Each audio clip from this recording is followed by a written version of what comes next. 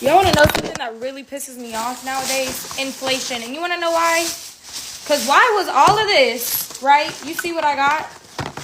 Not much. I mean, this is honestly expensive. This is the fucking Walmart brand. Oh, I forgot I got these. Okay, I guess I did get 7 items. Guess how much all this shit was? $73. $73. I didn't even get everything that I fucking needed. $73. I'm broke. I can't afford this. I should have got all great value. I can't do great value with these. I'm not trying to risk my motherfucking life. My teeth, I don't have no enamel. I have to get this one. My toothbrushes, electric. I have to get these. The other one, $50. $50. 2 of them, Oral-B, $40. What the fuck?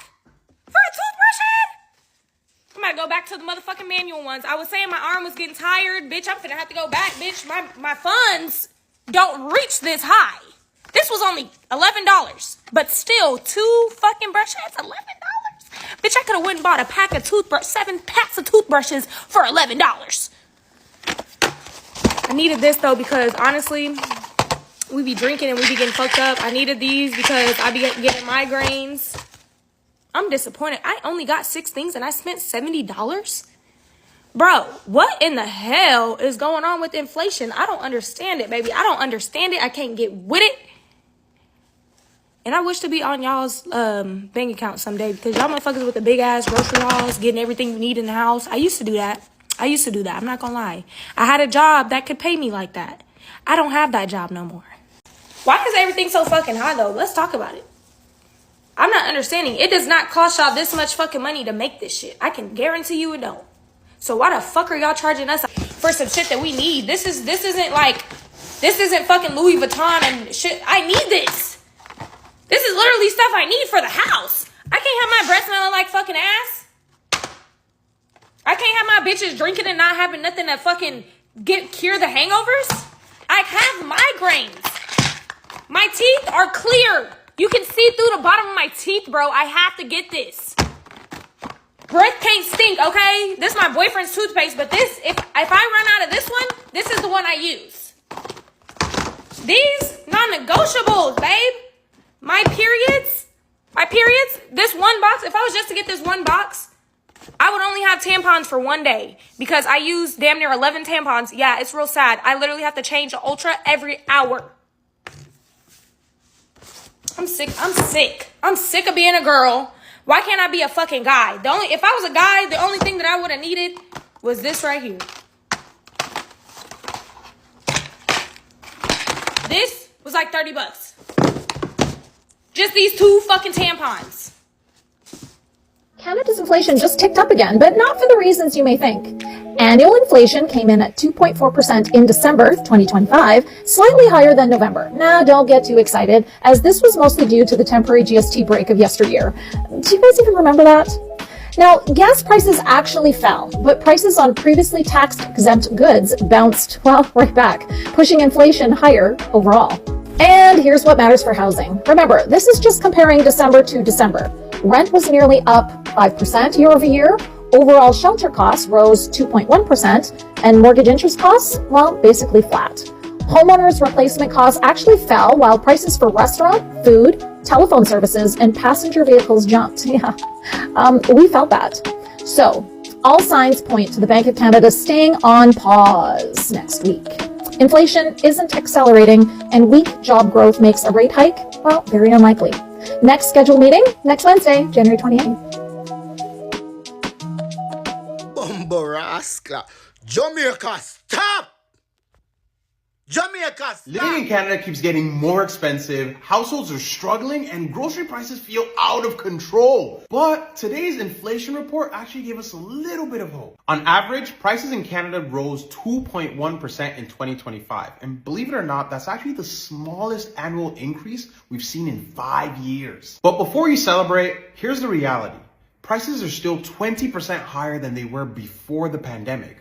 They aren't dropping, they're just rising slower. The good news is gasoline and mortgage interest costs finally started to cool down. A big part of that was the removal of the federal carbon tax back in April, and the Bank of Canada finally being able to cut interest rates. The bad news is groceries and rent.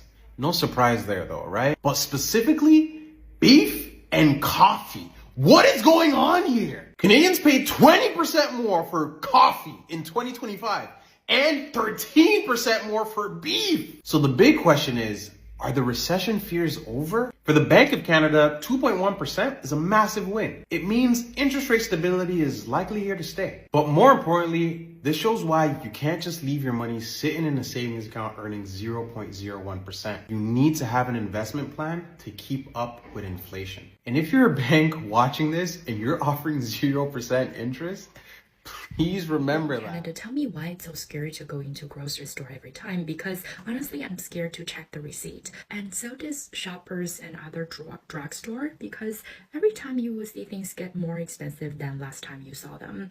And beef is pretty much an investment asset now. You can buy it today and next week you will find it become 10% more expensive. Don't even get me started on dining out at restaurants. I literally saw so many restaurants taping over the old prices and slapping on the new one, of obviously more expensive, or they just give you smaller portion.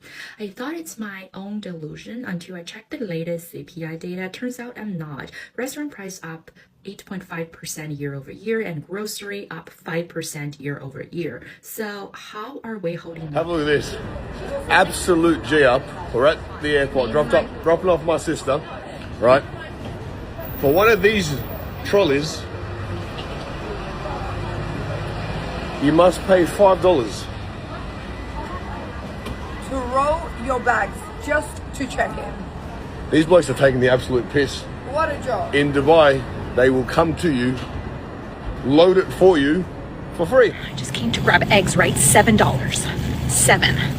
At this point, I need to start posting on Noise just to pay for breakfast. Like, hey guys, watch my rant so I can buy protein. Food prices in Germany are up. And here's what politicians want to do about this. Yes, you're not wrong if you're thinking everything has gotten so much more expensive when you're shopping for groceries. They have gone up more than 1/3 in the last 5 years. So far, politicians in Germany haven't done a whole lot about this, but now the Social Democrats came up with a proposal. They want to follow this country's example. They want supermarkets to offer a so-called Germany basket, basic foods from Germany to lower prices, making at least some food more affordable for you. And at the same time, producers in Germany would benefit from this. But they only want to make this voluntary for supermarket chains, which is why consumer protection groups think this is not going to help a lot. Germany's opposition parties are also not happy about this proposal, and even the coalition partner said no to this. The Left Party said they would rather cut taxes on food. They say the main problem is that just a few supermarket chains own most of the stores in Germany, meaning, yes, they could dictate prices. What do you guys think? What should they be doing? Do you feel the higher prices? The cost of living in Canada is absolutely crazy these days, between housing,